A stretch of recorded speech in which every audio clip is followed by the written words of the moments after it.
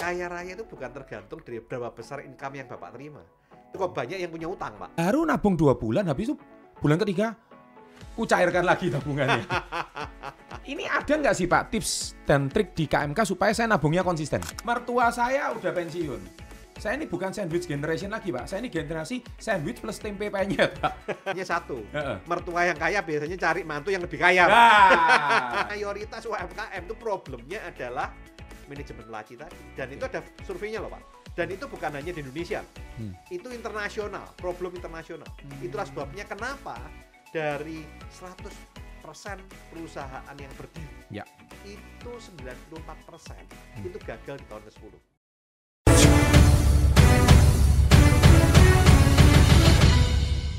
Pak Tony, kenapa ya kok sekarang ini saya dulu belum bekerja, saya nggak punya masalah keuangan Pak. Sekarang saya ini sudah bekerja 5 tahun. Kemudian saya ini pusing kena cicilan. Terus istri saya ini hamil. Kok saya tambah pusing sih Pak? Tambah kerja kok tambah pusing. Ini apa sih masalahnya Pak sebetulnya Pak? Iya, karena pada saat pada saat Pak Chandra dulu masih sendiri mungkin, single ya. Pengeluaran kan hanya untuk Pak Chandra pribadi nih. Ya. Nah, sementara itu setelah menikah, otomatis kan ada biaya untuk pasangan. Ya. Kemudian ini kalau pasangan tuh hamil kan ada yang istilahnya ngidam lah. Betul. Nah, Bapak juga ingin membahagiakan orang yang dicintai. Nah, akhirnya kan keluar spend yang cukup gede tuh. Iya. Nah, tidak bisa membedakan mana need, mana want. Sehingga want pun dianggap need gitu kan. Iya. Nah, akhirnya ya income yang diperoleh otomatis akan banyak berkurang ya. Tapi masalahnya saya sering dengar guru agama saya mengajarkan menikah itu ibadah, Mbak. Ya. Menikah itu akan banyak rezeki. Loh ini kok saya tambah pusing nih, Pak. Masalah finansial gimana ini? Kok nggak cocok ini sama pelajaran agama saya ini? Ya, nah untuk itu Bapak harus bisa mengelola keuangan dulu. Harus bisa bedakan mana need, mana want. Kemudian harus punya juga pos saving. Kemudian harus punya juga pos investasi. Kalau punya utang harus punya pos khusus untuk bayar utang kan gitu. Itu harus dipilah-pilah dari income yang Bapak peroleh. Nah, kalau masih kurang ya Bapak harus punya side hustle lah Pak. Side hustle? Apa itu side hustle Pak? Nah, untuk Bapak harus punya penghasilan tambahan di luar penghasilan utama Bapak. Jadi kalau Bapak merasa bahwa kurang, ya Bapak harus mau rela bekerja lebih keras untuk bisa mendapatkan penghasilan tambahan agar mendapatkan pendapatan yang sesuai yang Bapak perlukan. Kok ilmu seperti ini kok saya nggak dapatkan di agama saya ya Pak ya? Atau bahkan saya nggak pernah dapatkan di bangku sekolah. Ya. Ini sama nggak sih atau beda gitu Pak? Ya memang ini nggak diajarkan di bangku sekolah Pak memang. Ini kan dalam hal ini kita harus menata keuangan dan ini nggak diajarkan di sekolah. Kita harus ikut yang namanya kursus manajemen keuangan. Soalnya di agama itu cuma diajarkan kita itu harus banyak sodakoh atau banyak sedekah atau kita harus banyak beramal. Nanti rezeki akan datang. Ya sebatas itu. Setuju. Tapi ngelolanya ini kan nggak ngerti saya. Itu setuju Pak. Jadi katanya ada yang namanya hukum tabur tuai Pak ya. Betul. Kalau kita menabur maka kita juga menuai. Iya. Tapi dalam hal ini bukan hanya sekedar amal atau sedekah, tapi harus ada bagaimana caranya kita mendapatkan pendapatan tambahan. Iya. Nah, di samping itu kita juga harus ngelola keuangan kita. Lah kalau kita nggak dikelola keuangannya ya habis terus Pak. Kita gunakan untuk won terus ya. Sekarang kan won semakin lama semakin banyak. Apalagi dengan adanya era media sosial. Wah, itu kan masyarakat tuh dipancing untuk bergaya supaya terlihat terkaya ya. Dilihat keren di mata teman-temannya. Nah, makanya mereka ngafe, healing. Nah, ini biaya ngafe, biaya healing berapa besar? Unlimited Pak. Iya, biaya hidup itu murah Pak. Nah, gaya hidup itu mahal dan tidak terbatas. Oke. Pak, ngomong-ngomong kalau saya ikut KMK ini, kira-kira ilmu apa sih yang paling penting yang harus saya pelajari, Pak? Yang pertama adalah wealth creation, bagaimana kita memiliki penghasilan tambahan tadi. Yang kedua, dari hasil yang kita miliki, ini kita harus alokasikan. Wealth creation itu apa sih, Pak? Wealth creation itu bagaimana caranya kita menciptakan kekayaan, Pak.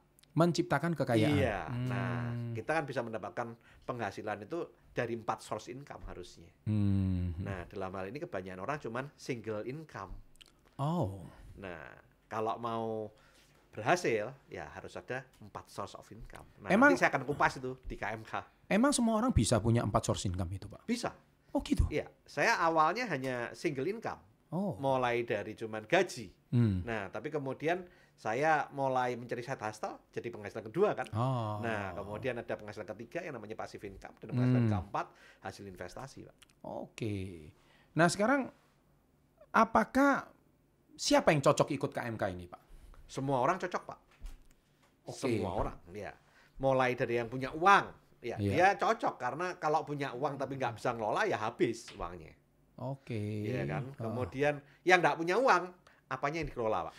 Ya, itu sudah pasti ya. Ya. Problem utama di financial planning atau penataan keuangan itu yang pertama adalah kita harus punya uangnya dulu. Lah kalau nggak ada uangnya, apanya yang mau dikelola? Iya, itu sudah pasti. Ya. Tapi masalahnya nggak jaminan, Pak ya. Kalau misalkan gaji saya gede, Ya. saya pasti kaya raya nggak jaminan ya, Pak ya. Nah, kaya raya itu bukan tergantung dari berapa besar income yang Bapak terima, tetapi tergantung dari berapa banyak aset yang Bapak miliki. Oh. Selisih antara aset dengan utang, itulah kekayaan Bapak.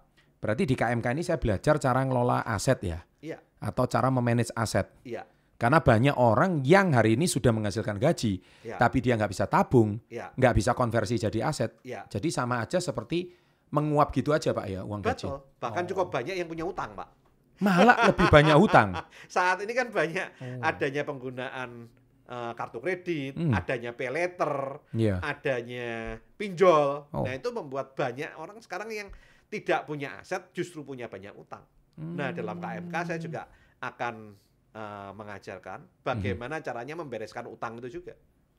Oke, sekarang masalahnya saya ini ilmu yang saya tahu, Pak ya, Ya, yang diajarkan oleh orang-orang tua kita, Pak ya. ya, Kalau nabung di desa ini kan cuma nabung sapi, sama nabung kambing, ya, sama nabung sawah, Pak. ya.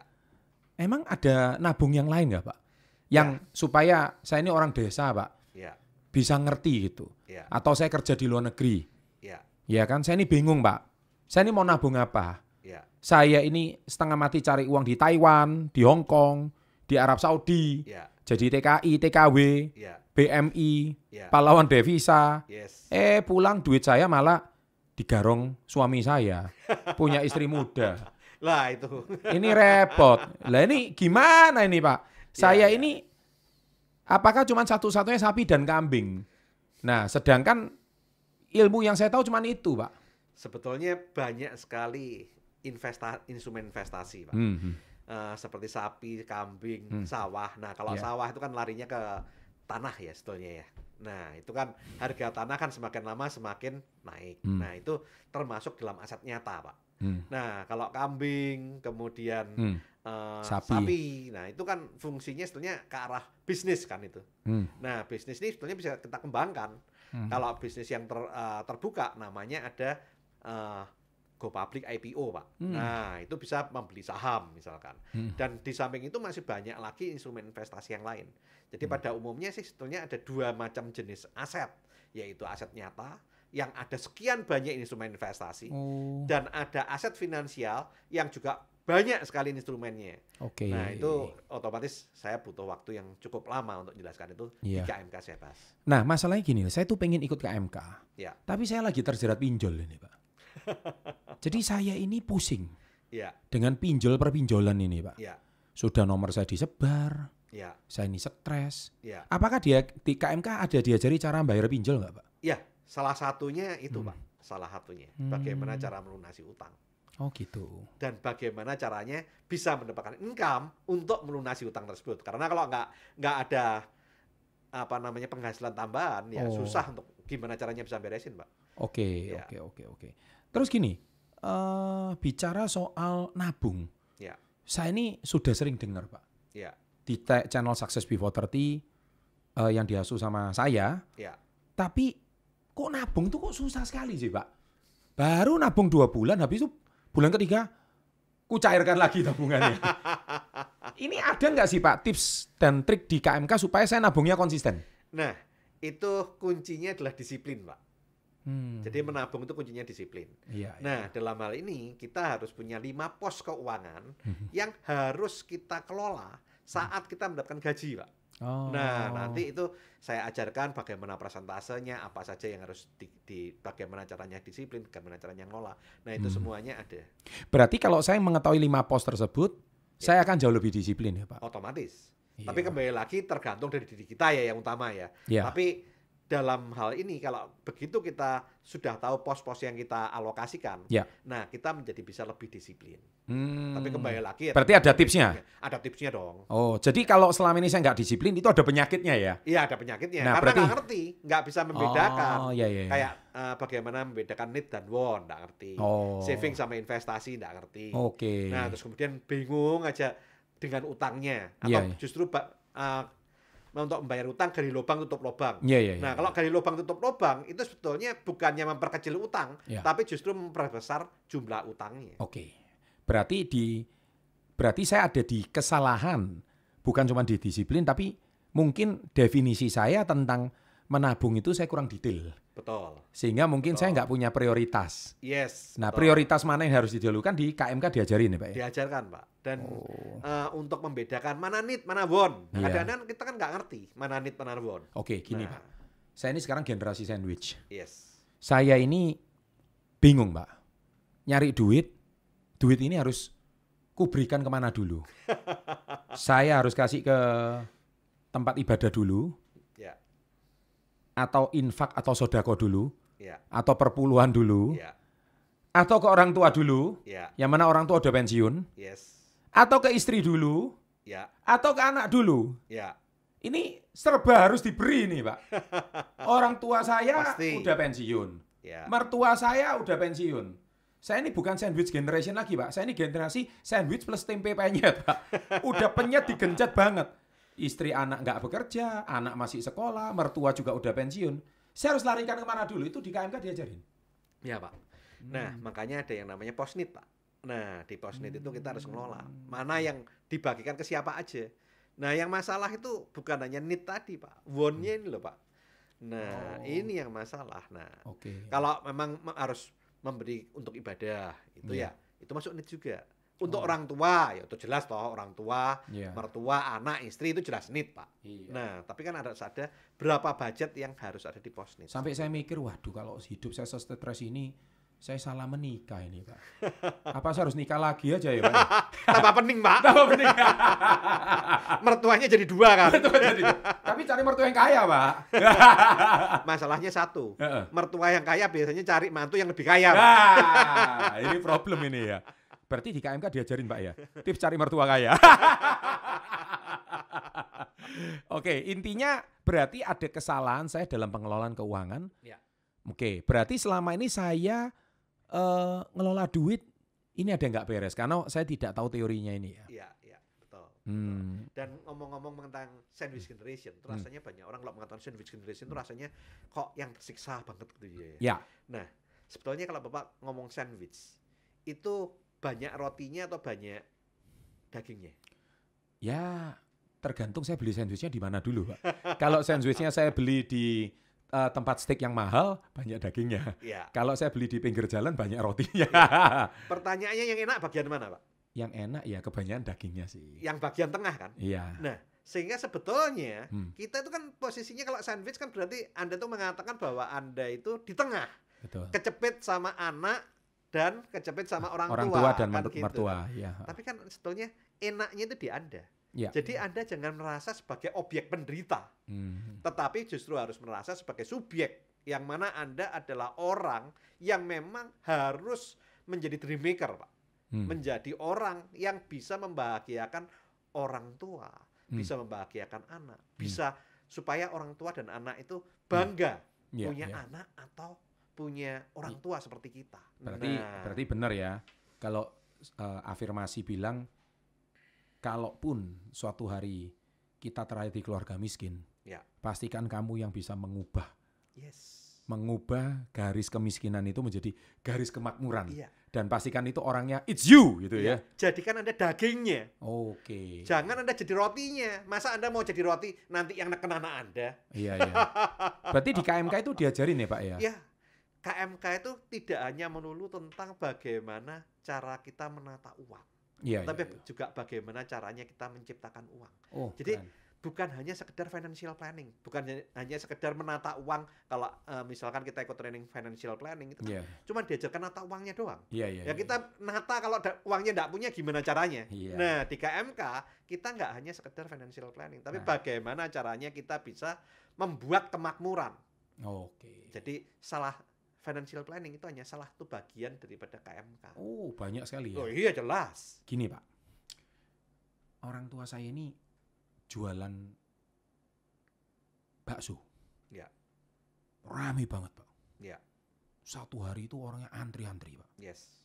Ya. Tapi kok heran, Pak. Uangnya kok gak ngumpul-ngumpul. ini apa ini problemnya nih, Pak? Karena manajemen laci, Pak. Apa itu manajemen laci? Manajemen laci itu suaminya ngambil duit, merasa dapat duit toh, banyak toh. Nah, suaminya ngambil duit untuk pas laki-laki. Nah, yang perempuan ngambil duit untuk pos perempuan. Nah, anaknya ngambil duit juga untuk pos anak. Nah, kadang-kadang orang tuanya datang ngambil juga duit. Pos mertua. Pos mertua, pos orang tua, ya habis, Pak. Habis. Nah, otomatis dalam hal ini kita harus memanage. Nah, di KMK diajarin, Pak? Diajarkan, harus memilah. Kalau kita membangun bisnis, kita harus memilah. Jangan sampai terjadi manajemen laci. Nah, seperti itu. Karena mayoritas UMKM itu problemnya adalah manajemen laci tadi. Dan itu ada surveinya loh, Pak. Dan itu bukan hanya di Indonesia loh. Itu internasional, problem internasional. Itulah sebabnya kenapa dari 100% perusahaan yang berdiri, itu 94% itu gagal di tahun ke-10. Bahkan di tahun kedua aja sudah yang gagal sudah 60%. Nah, sehingga dalam hal ini perlu adanya manajemen, bukan hanya personal, tapi juga kalau kita membangun bisnis UMKM, kita juga perlu manajemen itu. Di KMK diajarin, Pak? Ya. Karena kita kan kursus manajemen keuangan, Pak. Lengkap ya berarti ya? Lengkap. Ya. Berarti untuk saya kelas UMKM bisa ya, Pak ya? Bisa. Untuk saya profesional misalkan nih, saya dokter nih ya. Saya notaris nih contohnya, atau saya mungkin arsitektur, atau saya seorang kontraktor, saya kan penghasilannya ini lebih banyak ke jasa, Pak ya. Nah, masalahnya kalau saya ini nggak ngerti cara ngelolanya juga, habis juga ini, Pak. Ya pasti, Pak. Kenapa? Karena kalau di bisnis jasa itu seringkali kan ada biaya yang namanya entertain, Pak. Nah, kalau biaya entertainnya kebanyakan ya berantakan, Pak. Merasanya itu adalah need, padahal sebetulnya itu want, kan gitu. Nah, jadi harus ada budgetingnya. Nah, untuk melihat itu kita harus tahu bagaimana cara ngelolanya lagi. Terus satu lagi, ini gini, Pak. Saya ini setelah saya nyicil, Pak, lunas. Kenapa saya sekarang udah nggak punya cicilan lagi nih? Dulu waktu nyicil itu saya gedel, Pak. Karena ada target. Setiap bulan saya harus alokasikan sekian. Jadi saya stres ini, Pak. Keluar dari zona nyaman ini. Karena ada yang dicicil, Pak. Sekarang cicilan saya lunas, itu sebaiknya nyicil lagi atau diapakan, Pak? Itu di KMK diajarin nggak, Pak? Ya, diajarkan dong. Oh, gitu. Jadi bagaimana caranya merubah pos utang jadi pos investasi kan gitu. Jadi jangan kemudian utangnya habis kemudian jadi malas.